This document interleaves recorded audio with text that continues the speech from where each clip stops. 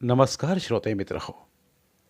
बोलती पुस्तके सादर करीत आहे ज्येष्ठ लेखक ग वा बेहरे लिखित कादंबरी मेकअप प्रकरण 25.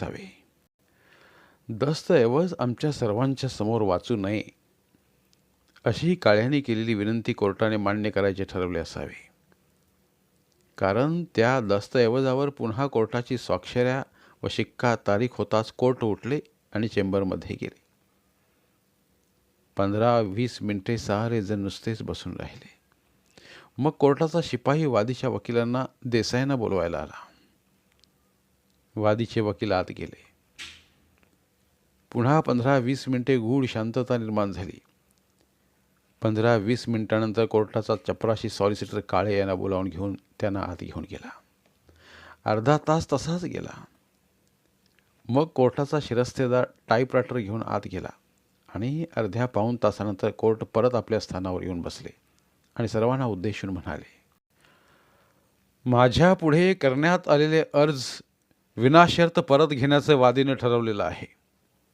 एवढंच नव्हे तर दादाजींच्या मालमत्तेबद्दल यापुढे केव्हाही कोणताही वाद निर्माण न करण्याचे आश्वासन दिलेलं आहे.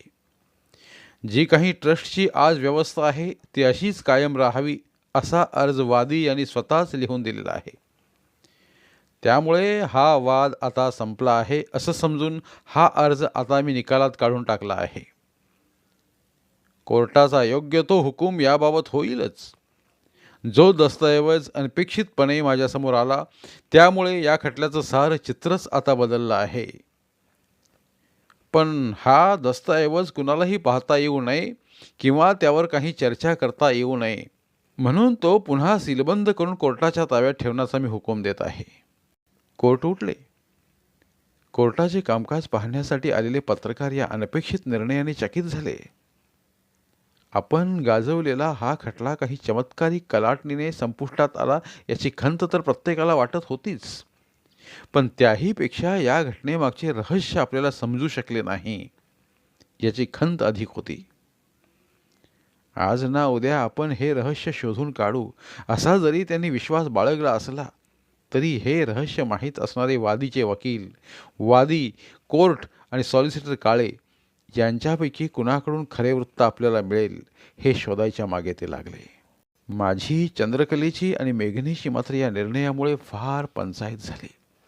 नेमके काय घडले आहे याचा तर आम्हाला पत्ता नव्हताच. संकट टळले हे खरे असले तर त्याचे असणारे रहस्यमय कारण आम्हाला बुचकळ्यात टाकणारे होते. कोर्टातून आम्ही उठलो तेव्हा पत्रकारांनी आमचा पिछा पुरविला. आम्हाला खरोखरीच काही माहीत नाही ही गोष्ट त्यापैकी कुणालाही खरी वाटली नाही. आम्ही सर्वजण काळ्यांच्या घरी आलो. काळे थकले होते. कित्येक दिवसात त्यांनी एवढे श्रम केलेले नव्हते. ते थोडा वेळ विश्रांतीसाठी आत गेले. काळ्यांचे घर तसे मला नवे नव्हते. त्यांचा मुलगा विजय अलीकडे काळ्यांची फर्म सांभाळीत होता. त्याच्याशी आम्ही इतर गप्पा मारीत बसलो. थोड्या वेळाने थोडे ताजे टवटवीत होऊन काळे दिवाणखान्यात आले. इतका वेळ दाबून ठेवलेली आमची उत्कंठा आता दाबून ठेवणे शक्यच नव्हते. ते येताक्षणीच मी म्हणालो, काळे, असा काय चमत्कार घडला की ज्यामुळे आपल्या विरुद्ध जात असलेला खटला आपण जिंकला? ते म्हणाले, खरं सांगू, तुम्हीही फार खोलात जाऊन चिकित्सा करू नये.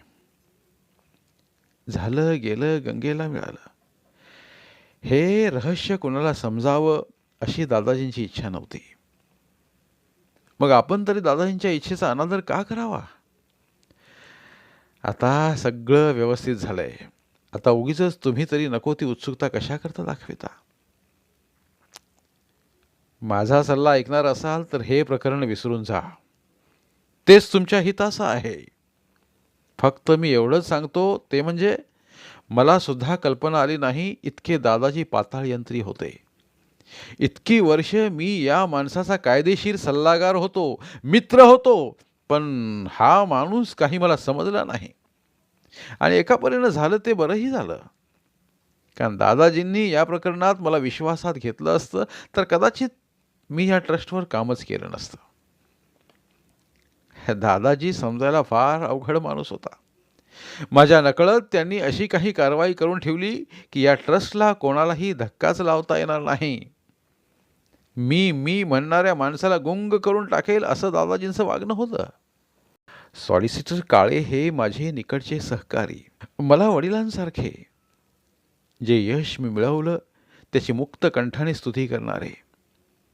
माझ्यापासून सुद्धा गुपित ठेवावे असे त्यांना वाटत असले तर त्याला काही सबळ कारण असावे. तरी पण मी म्हणालो, काळेसाहेब, तुम्ही आता 80 पार करून खूप पलीकडे गेलात. तुम्हाला मिळवायसारखे आता काहीही राहिलं नाही. तुम्ही तृप्त आयुष्य जगलात. मीही तुमचं अनुकरण करण्याचा प्रयत्न करतो, परंतु तुमची तृप्ती माझ्यासारख्याला कधी लाभणार नाही. बरोबर आहे. तुमचा व्यवसायच असा आहे राघव की त्या व्यवसायात गुंतागुंत फार असते. शिवाय एकदा यश मिळवून तुमचं भागत नाही. रोज नवनवीन शिखरे पादाक्रांत करण्याची आकांक्षा तुमच्या मनातून लोपणार कशी? तुमची काही चूक नाही. जरी आपण खटला जिंकलो असलो तरी तुम्ही अजिंक्यला आपल्या हाताखाली घ्या. म्हणजे तुमच्या मागे चित्रपट निर्मिती अखंड होत राहील. कितीही झालं तरी अजिंक्य हा दादाजींचा मुलगा आहे याचा आपण विसर पडू देऊ नये. अजिंक्य वाहावला, एका बाईच्या नादी लागला, ही गोष्ट खरी, पण त्याला सावरलं पाहिजे. आता मालमत्ता मिळत नसल्यामुळे त्याच्या मागं लागलेली मार्था त्याला सोडून निघून जाईल. मग तो एकाकी पडेल. त्याला मार्गावर आणा. तुमच्या हाताखाली 4-5 वर्ष तो राहिला तर तो तयार होईल. लवकरात लवकर त्याचं लग्न करून टाका. लक्षात ठेवा, तो दादाजींचा मुलगा आहे, तेव्हा त्याची वासना प्रदीप्त असणारच. तुम्ही त्याला घरात ठेवून घ्या. त्याच्यावर प्रेमाची पाखर घाला. चंद्रकलाबाई आणि त्यांचा मुलगा यांच्यात जो काही दुरावा निर्माण झाला आहे तो दूर कसा होईल ते पहा. कायद्यानं काय निर्णय दिला याला महत्त्व देऊ नका. मी हयात आहे तोपर्यंत अजिंक्य मार्गी लागलेला जर मला पाहायला मिळाला तर दादाजींच्या ऋणातून मी मुक्त होईन. माझी म्हाताऱ्याची एवढी एक मागणी तुम्ही पुरवली पाहिजे. काळेसाहेब, ही मागणी आम्ही का पुरवणार नाही? दादाजींचं नाव लावणारा वारस हयात असताना दादाजींनी कर्तृत्वाने निर्माण केलेली मालमत्ता उपभोगायचा आम्हाला नैतिक अधिकार नाही. खरं विचाराल तर हा खटला दाखल झाला तेव्हाच माझ्या मनात माघार घेऊन त्यांच्या इच्छेनुसार मालमत्ता रिसिव्हरच्या ताब्यात द्यावी असं मला खरोखरच वाटलं होतं. मला सुद्धा आता फारसा उत्साह राहिलेला नाही. लोकांना चित्रपट हा करमणुकीचा विषय वाटतो, पण खरं सांगू, हा अगदी जीव घेणा व्यवसाय आहे. स्पर्धेत टिकायचं, नव्या काळाशी जमवून घ्यायचं हे सोपं आहे म्हणता की काय? तुमच्या इच्छा मी पुऱ्या करेन. देवानं तुम्हाला एवढं आयुष्य जरूर द्यावं. दादाजींची जी खुर्ची मी अजून खाली ठेवली आहे त्या खुर्चीत अजिंक्य बसलेला तुम्हाला तुमच्या डोळ्यांनी पाहायला मिळेल. तरी पण एका गोष्टीचा खुलासा तुम्ही केलेला नाही. एक विषय तुम्ही टाळता आहात, तो म्हणजे दादाजींनी लिहून ठेवलेल्या अखेरच्या दस्तऐवजात असं काय होतं की ज्यामुळे दावा मागे घ्यावा असं अजिंक्यला व त्याच्या वकिलांना वाटलं. ते गूढ तसंच राहू दे, तसंच राहू दे. ते तुम्हाला समजण्याची आवश्यकताही नाही. योग्य काळ येईल तेव्हा तुम्हाला ते समजेल. पण मुद्दाम म्हणून तुम्ही ते शोधण्याचा प्रयत्न करू नका. आम्ही कितीही विचारलं तरी त्यात काय आहे याचा त्यांनी थांग पत्ता लागू दिला नाही. आणि नाईलाजाने त्यांचा निरोप घेऊन आम्ही स्टुडिओत परतलो. उद्याच्या वृत्तपत्रात कोर्टात घडलेल्या घटनांचे वृत्त कसे काय येते याबद्दल मला जिज्ञासा होती. वार्ताहरांपैकी कुणी ना कुणीतरी या प्रकरणाची खोलवर चौकशी करणारच. तेव्हा काय ते आपल्याला समजेल असे मानण्यापलीकडे मी तरी काय करू शकत होतो? रात्रीच्या निरहो एकांतात मी, मेघना आणि चंद्रकला गप्पा मारत बसताना हा विषय निघत होताच. माझ्या मनात एखादी शंका आली तरी ती मेघनेसमोर बोलून दाखवण्याची मला हिंमत नव्हती. अर्थात शंका एवढीच होती की अजिंक्यच्या जन्माचे रहस्य दादाजींना ज्ञात असले पाहिजे. आणि आपल्यापासून अजिंक्यचा जन्म झालेला नाही ही गोष्ट त्याने त्या दस्तऐवजात नोंदलेली असेल तर मग दाव्याला काही कारणच उरत नव्हते. असेच काहीतरी घडले असले पाहिजे, कारण दुसरे काही स्पष्टीकरण देता येण्यासारखे नव्हते. दादाजींना तरी हे रहस्य कसे कळले असेल? आपल्याला मूल होणार नाही या गोष्टीची दादाजींनी आधीच तपासणी करून घेतली असावी. दस्तऐवज पाहिल्याशिवाय याबाबतचा काही निर्णय लागणे शक्य नव्हते. पण दादाजींना तरी अजिंक्य कोणापासून झाला हे कळणे शक्य होते, कारण चंद्रकला आणि मी हॉटेलात जे 7-8 वेळा भेटलो ते अगदी गुप्तपणाने भेटलो होतो. त्यानंतर चंद्रकलेचा आणि माझा पुष्कळ दिवस संबंधही आलेला नव्हता. मेघनेला तर ही गोष्ट सर्वस्वी अज्ञात होती. उगीच डोक्याला शीन देण्यापेक्षा जेव्हा कधी हे कोडे उलगडेल तेव्हा ते उलगडू द्यावे, अशा निष्कर्याप्रत मी आलो. सॉलिसिटर काळ्यांनी जी सूचना केली होती ती म्हणजे अजिंक्यच्या जबाबदारीची, ती पार पाडल्यानंतर काही काळ पूर्ण विश्रांती घ्यावी असं मी ठरवलं. मार्था आता फार दिवस हिंदुस्थानात राहणार नाही ही गोष्ट सूर्यप्रकाशा इतकी स्पष्ट होती. पण ती असे तोपर्यंत पुढचे पाऊलही टाकता येत नव्हते. ती चवताळलेली असणारच. शरीर कष्टाने तिने मिळवलेल्या बऱ्याच मोठ्या रकमेची या जुगारात वाताहत झालेली होती आणि आम्ही अंदाज केल्याप्रमाणे मार्था 2-3 दिवसात अमेरिकेला परतली. सप्रे यांचे या सर्व प्रकरणाकडे लक्ष होतेच आणि त्यांनाच अजिंक्यचे मन वळवून त्याला परत घरी आणण्याची कामगिरी पार पाडणे शक्य होते. त्यांनी नेमके काय काय केले हे मी विचारित बसलो नाही, पण मार्था हिंदुस्थान सोडून गेल्याबरोबर 48 तासांच्या आत स्टुडिओमधील माझ्या केबिनमध्ये अजिंक्य हजर झाला. या एवढ्या उंच नीच वाढलेल्या माझ्याच मुलाला पाहून माझ्या अंतकरणात कालवा कालव झाली. अगदी निराधार आणि एकाकी अवस्थेत या घटकेला अजिंक्य होता. हॉटेलची बिले भागवण्या इतका पैसाही त्याच्याजवळ नव्हता. सप्रे यांनी सर्व बिले भागवली. सर्व सामान सुमान बांधून त्याला ते कायमच्या निवासासाठी माझ्याकडे घेऊन आले. बस म्हणून सांगितल्यावर तो ताठरपणे खुर्चीवर बसला. मी त्याला अपाद मस्तक निहाळून पाहिले. पूर्वी इतका तो आता कोवळा दिसत नव्हता. त्याच्याशी संभाषण कसे सुरू करावे या विचारात असतानाच तो म्हणाला, तुम्ही जिंकलात, मी हरलो. जिंकणे हरण्याचं राहू दे, त्याला एवढं महत्त्व देऊ नकोस. पण तू आता पुढं काय करायचं ठरवलं आहेस? काय ठरवणार? मला आता कुठेतरी नोकरी बघावी लागेल. नोकरी बघण्याची काय आवश्यकता आहे? तू या स्टुडिओतच राहा. आईचा तू अपमान केलेला असलास तरी कोणतीही आई अशा अपराधाबद्दल मुलाचा सूड घेणं शक्य नाही. मी तर म्हणेन तू आईबरोबरच राहा. तुला आवडेल ते काम तू इथं कर. चित्रपट व्यवसायातली सगळी माहिती नाहीतरी कोणत्याही स्कूलमध्ये किंवा इन्स्टिट्यूटमध्ये मिळतच नाही. अनुभवातून शिकायचा हा धंदा आहे. 4-5 वर्षांच्या अवधीत तुला धंद्याचे गणित समजू लागेल. मी तुला जमेल तितके मार्गदर्शन करीनच. पण सदाशिव मानेबरोबर तू नेहमी काम करायचंस. खूप कष्ट करावे लागतील. शूटिंग चालू नसलं तरी वेगवेगळ्या खात्याचं ज्ञान तुला मिळवावं लागेल. त्याशिवाय तुला फिल्म इंडस्ट्रीमध्ये नावच काढता येणार नाही. किती झालं तरी तू दादाजींचा मुलगा आहेस. नाही नाही, मी दादाजींचा मुलगा नाही. मी एक बेवारस मुलगा आहे. निदान दादाजींचा तर मुलगा नक्कीच नाही मी. कोर्टात जो दस्तऐवज दाखल करण्यात आला त्या दादाजींनीच आपल्या हाताने हे विधान केलेलं आहे. त्यामुळे कायद्याच्या जोरावर दादाजींच्या मालमत्तेत मला हस्तक्षेप करताच येणार नाही.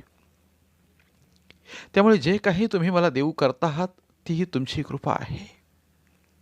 नाहीतर या घटकेला तरी मी एक अनाथ आणि निराधार मुलगा आहे. तू असं मानणं बरोबर नाही. तू दादाजींचा मुलगा नाहीस ही गोष्ट खरी असलीच तर ती कितीशा लोकांना माहीत आहे. आमच्यापैकी तर कुणालाच माहीत नाही. सॉलिसिटर काळे, न्यायमूर्ती ठाकूर, तुझे वकील अतुल देसाई, आमचे वकील कांगा यांना फार तर ही गोष्ट माहीत असेल. ही गोष्ट गुप्त ठेवण्याची ही सारी मंडळी प्रयत्न करतीलच, कारण ती उघड करण्यात कोणाचाही फायदा नाही. दादाजींचा तुला आजवर मिळालेला वारस नाकारावा अशी माझी, चंद्रकलेची किंवा कुणाचीही इच्छा नाही. आम्हाला कुणालाही या स्टुडिओचा काळी इतकाही लोभ नाही. लोकांच्या दृष्टीने तू दादाजींचा मुलगा आहेस आणि तेच खरं आहे असं आम्ही धरून चाललो आहोत. अपक्व स्थितीत एवढा प्रचंड कारभार तुझ्या हाती जावा असं वाटत नसल्यामुळे आम्ही तुझ्या सर्व तऱ्हेच्या तुझ्या शिक्षणाची सोय केली. तुझ्या वागण्यावर सर्व काही अवलंबून आहे. पण ज्याच्या बापाचा कुणाला पत्ता नाही अशा माझ्यासारख्या एका भंगड मुलासाठी तुमच्या ताब्यात कायमची राहू शकेल अशी ही मालमत्ता तुम्हाला सोडण्याचं काही कारण नाही. नोकर म्हणून फार तर मी इथं राहीन, तेही तुम्ही ठेवलं तर. तुम्ही शिकवाल ते शिकेनही, पण मला मात्र या मालमत्तेचा धनी होण्याची इच्छा नाही. ठीक आहे, ते पुढचं पुढं पाहू. आता त्याची काही गरज नाही. तुला प्रथमच तुझ्या आईबरोबर एका घरात राहायला मिळणार आहे. अनुभवातनंच तू काय ते ठरव. पूर्वग्रह सर्व विसरून जा. जे काही मध्ये घडलं त्याचीही आठवण येऊ देऊ नकोस. अजून तू लहान आहेस. जीवनात गुंतागुंत का निर्माण होते हे तुला समजणार नाही. आईचं अंतकरण जेव्हा तुझ्या ध्यानात येऊ लागेल तेव्हा तुझा भरकटलेला स्वभाव शिस्तमय होऊन जाईल. तुझ्या हातून जे झालं तो तारुण्यातला एक खळखळाट होता. आता तुझ्याजवळ सर्व तऱ्हेच्या सोयी आम्ही उपलब्ध करून देत आहोत. जगात पुष्कळ नशा आहेत, पण कलेच्या क्षेत्रात आणि चित्रपट निर्मितीच्या क्षेत्रात मिळणारी नशा काही औरच असते. दादाजी या नशेत जगले, मीही जगलो आणि तुलाही जगायला एक चांगली संधी आम्ही उपलब्ध करून देत आहोत. आम्ही उपकार करतो आहोत अशी भावना तू डोक्यातून काढून टाक. आपला बाप कोण हे तू आईलाही कधी विचारू नकोस.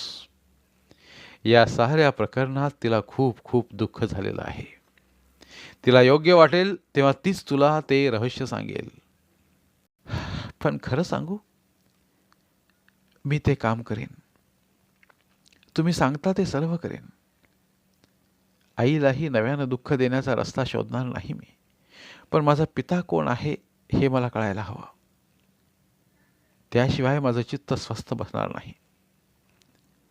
आपण आश्रितासारखं इथं जगत आहोत या भावनेनं मला सुख लागणार नाही. आई आपणहून आपल्या पूर्वे इतिहासातील घटना मला कशी सांगेल, आणि मी तरी तिला कोणत्या तोंडाने विचारू. शिवाय तुमचे आणि आईचे संबंध आज जगजाहीर आहेत. जवळपास नवरा बायकोसारखेच एकत्र राहता. ही गोष्ट काही गुप्त नाही. आईनं असं का केलं हा प्रश्न तिला कोण विचारणार. पण जोपर्यंत माझं जन्म रहस्य मला कळत नाही तोपर्यंत माझी अस्वस्थता कमी होणार नाही. तुम्हाला तरी ते नक्कीच माहीत असेल. तुमच्यापेक्षा आईला दुसरं ओळखणारं असं कोण आहे. मी औंढा गिळला. संभाषण नको त्या दिशेनं चाललं होतं. मला वाटलं होतं तितका काही अजिंक्य उद्धट नव्हता. निदान या घटकेला तरी मला तो जाणवला नाही. जे सत्य आता कुणाला कळण्याची आवश्यकता नाही, त्या सत्याचा गौप्यस्फोट केला तर त्याचे परिणाम काय काय होतील याचा मी विचार करीत होतो. तेवढ्यात अजिंक्य पुन्हा म्हणाला, तुम्ही गोंधळलेले दिसता. यावरून तुम्हाला सारं सत्य माहीत आहे. ते जर तुम्ही मला सांगितलं तरच मी तर राहण्याचा विचार करेन. नाहीतर अनवरस मुलाचं जे होतं ते माझंही होईल, आणि झालं तरी काय बिघडत नाही. मी तरी असा कोण आहे की तुमच्यासारख्याकडून विशेष वागणूक मिळावी. माझा चेहरा अगदी पडला असताना कसोटीचा क्षण जवळ येत चालला. सत्य हे अग्नीसारखं असतं. जे हातात घेतलं तर चटका बसतो आणि ते टाळण्याचा प्रयत्न केला तर ते आपली मानगूट सोडत नाहीत. जगावे की मरावे हा हॅम्लेटला जो यक्ष प्रश्न पडला तोच प्रश्न आता माझ्या पुढे होता. मी काय करू. माझ्याच रक्त मांसातून उत्पन्न झालेल्या एका मुलाच्या भवितव्याचा प्रश्न मला आता सोडवायचा होता. मी सांगणार त्या सत्याचा अजिंक्यच्या मनावर काय परिणाम होईल याचा मी अंदाज घेत होतो. मी हे सत्य उघड करण्याचे नाकारले असते तर अजिंक्य म्हणाला त्याप्रमाणे तो खरोखरीच तळमळत जगत राहिला असता का? मी सांगितलेलं सत्य त्याला पेलता आले असते का? अखेरीस निर्धाराने मी म्हणालो, खरं तर तुला यातलं काही सांगावं असं मला वाटत नाही, पण तुझा आग्रह आहे. किंबहुना तुला जर हे कळलं नाही तर कदाचित तुझ्या आईबद्दल तुझ्या मनात कधीच प्रेम निर्माण होणार नाही. मोठा धीर करून मी नाईलाजाने काही गोष्टी सांगणार आहे. तू अजून लहान आहेस, सगळंच काही तुला मला समजावून सांगता येणार नाही, पण तुला जो इतिहास अर्धवट माहीत आहे तो मी सविस्तर सांगतो आहे. गोष्ट फार फार जुनी आहे. आता त्याला 25 वर्षांहून अधिक वर्षे उलटून गेली आहेत. मद्रासमधल्या माझ्या स्टुडिओत एक दिवस काही काम मिळावं म्हणून तुझी आई आली आणि माझे तिचे संबंध निर्माण झाले. ते कायमी राहिले असते, पण सुस्थिर प्रतिष्ठित असं आयुष्य हवं. निदान लग्नाच्या बायकोसारखं तरी राहायची तिची इच्छा होती, पण मी उघडपणे तिच्याबरोबर तसा राहू शकत नव्हतो. मग ती मुंबईला आली. मीच तिची दादाजींशी ओळख करून दिली आणि ध्यानीमानी नसताना दादाजी तिच्या प्रेमात सर्वार्थानं पडले. त्यांनी तिच्याशी लग्नाचा विधी केला. लग्नाच्या बायकोसारखी तिला वागविली. त्यांचं तिच्यावर खरं खुरं प्रेम होतं. तुझ्या आईनं तितकंच उत्कट प्रेम दादाजींवर केलं. त्या प्रेमाची परिणिती म्हणून दादाजींना आपण वारस दिला पाहिजे असं तिला वाटलं. दादाजींच्या पहिल्या बायकोला मूलबाळ काही झालंच नाही आणि 3-4 वर्षे एकत्र राहून चंद्रकलेलाही मूल झालं नाही. तिनं आपली शारीरिक तपासणी करून घेतली. तपासणीचा निष्कर्ष तिच्यात काही दोष नाही असाच आला. मग तिला वाटलं की दादाजींच्यात काहीतरी दोष असेल. तिने त्यासाठी एक साहसी कर्म करायचं ठरवलं. तिला हे धारिष्ट्य कसं झालं कुणास ठाऊक. तिनं त्यासाठी एका परपुरुषाची मदत घेतली. ती निसर्ग नियमानुसार गर्भवती झाली. तिच्या पोटी जे मूल जन्माला आलं ते तू. दादाजींनीही तुझ्या जन्माप्रित्यर्थ खूप मोठा समारंभ केला. तुझं कोड कौतुक केलं. यावरून दुसऱ्यापासून अपत्य निर्माण झाले आहे अशी शंका सुद्धा त्यांच्या मनात आली नसावी असा कयास चंद्रकलेनं केला. मी दादाजींनी केलेला दस्तऐवज पाहिलेला नाही, त्यामुळे हे रहस्य दादाजींना कसं माहीत झालं हे कळायला काही मार्ग नाही. आता कोर्टात तू दादाजींचा मुलगाच नाहीस असं सिद्ध झाल्यामुळं तुझा त्यांच्या मालमत्तेवरचा हक्क संपुष्टात आला. पण आमच्या लेखी ही वस्तुस्थिती विचारात घेण्याचं कारण नाही. दादाजींचाच तू मुलगा आहेस असं गृहीत धरून आम्ही तुला वागविणार आहोत. प्रश्न तो नाही आहे. माझा जन्म कुणापासून झाला हे मला कळायला हवं ना. त्याची काय आवश्यकता आहे? हे तर सर्व आपण आरंभीच बोललो आहोत. पुन्हा आपण त्याच डेड एंड पाशी येणार असू तर आपण ही चर्चा तरी कशासाठी करतो आहोत? तसं नाही. ज्या पुरुषाशी तुझ्या आईनं केवळ एक गरज म्हणून संबंध जोडला, त्याच्याशी नंतर कसलेही संबंध ठेवले नाहीत, खरोखरीच अगदी गरजेपुरताच हा संबंध निर्माण झाला. तुझ्या आईनं दादाजींना जास्तीत जास्त निष्ठा देण्यासाठी त्या माणसाला दूर राखलं. पुढे दादाजी वारले. त्यांना या घटनेची सर्व माहिती होती असं दिसतंय. तरीही कुणापासून तुझा जन्म झाला ही गोष्ट त्यांना माहीत नसावी. त्या माहितीची त्यांना गरज वाटली नाही तर आपल्याला तरी वाटण्याचं कारण काय? अजिंक्य एकदम खुर्चीवरून उठला आणि म्हणाला, तुम्हाला खरं काय आहे ते मला सांगायचं नाही आहे हे माझ्या लक्षात आलंय. ठीक आहे, तुमचा रस्ता तुम्हाला खुला आहे. मी मात्र इथे येणार नाही आणि तुम्ही दिलेला आश्रय स्वीकारणार नाही. मी इतर 4 चौघांसारखंच आयुष्य जगायचा मी प्रयत्न करणार आहे. तुमचं रहस्य तुमच्याजवळच ठेवा. मी चाललो. अजिंक्य, असा आतताईपणा करू नकोस. मला सत्य सांगायचं नाही असं नाही, मी ते सांगेनही, पण तुला ते झेपेल की नाही याचा विचार मी करतोय. माझी काळजी तुम्ही मुळीच करू नका. मग कुणाशी करू अजिंक्य? अरे वेड्या मुला, मीच तुझा बाप आहे. अजिंक्य एकदम अवाक झाला. काय बोलावं हेच त्याला कळेना. आपण आपल्याच बाप्पाबद्दल आणि आईबद्दल किती गलिच्छ आरोप केले होते हे आठवूनही तो खंतावला असेल. टेबलावर डोके ठेवून तो चक्क ओक्साबोक्शी रडायला लागला. मी माझ्या खुर्चीवरून उठलो, त्याच्याजवळ गेलो आणि त्याच्या मस्तकावर हात ठेवला. त्याबरोबर त्यानं मला एकदम मिठी मारली. अनेक वर्षे दुरावलेला माझा मुलगा अशा विपरीत अवस्थेत मला भेटत होता. त्याचं सांत्वन कसं करावं, त्याच्यावर माया कशी दाखवावी हे सुद्धा मला समजत नव्हतं. पण माझ्या भोवती पडलेली मिठी मला सांगत होती की रक्त बोलत आहे. सांगायचे ते सर्व काही सांगितले आहे. आता जग काय म्हणेल, मेघनेला धक्का किती बसेल, चंद्रकलेची प्रतिक्रिया काय होईल, हे सारे प्रश्न गौण झाले होते. पिता आणि पुत्र यांच्या या गाठी भेटीनंतर सगळ्या सुखदुःखांना वेगळे अन्वयार्थ प्राप्त झाले. माझ्याच रक्त मांसाचा मुलगा यापुढेही दादाजींचा मुलगा म्हणून वावरणार असला तरी त्याला रक्ताचा शोध लागलेला होता. कलेचा वारसा तो सांभाळणार होता. राजहंस कला मंदिर पूर्वीच्याच दिमाखाने यापुढेही अस्तित्वात राहणार होते. ज्योतीने ज्योत पेटवावे आणि स्वतः विलीन व्हावे म्हणजे प्रकाशाचा अखंड प्रवास चालू राहतो. दादाजींनी माझ्या ठिकाणी कालनिर्मितीची ज्योत पेटवली आणि आता मी ती अजिंक्यच्या अंतःकरणात पेटवणार होतो.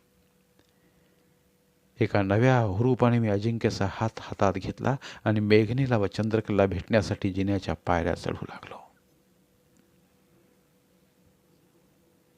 धन्यवाद. आज इथे लेखक ग वा बेहरे यांच्या मेकअप या कादंबरीच्या अभिवाचनाची सांगता होत आहे. पुन्हा भेटूया एका नवीन कादंबरीच्या अभिवाचनासह. जे ऑडिओ बुक्स उपलब्ध आहेत तिथे प्रत्येक कादंबरीचे सर्व भाग एकत्रित मिळतील. त्यामुळे सध्या सुरू असलेल्या क्रमशः कादंबरीच्या पुढील भागासाठी वाट पाहण्याची गरज नाही. तुमच्या वेळेनुसार तुम्ही संपूर्ण कादंबरी सलगपणे ऐकू शकतात आणि साहित्याचा आस्वाद घेऊ शकता. कृपया आमच्या चॅनलच्या होमपेजवर जाऊन प्लेलिस्ट चेक करा आणि तुमची आवडती कादंबरी निवडा. धन्यवाद.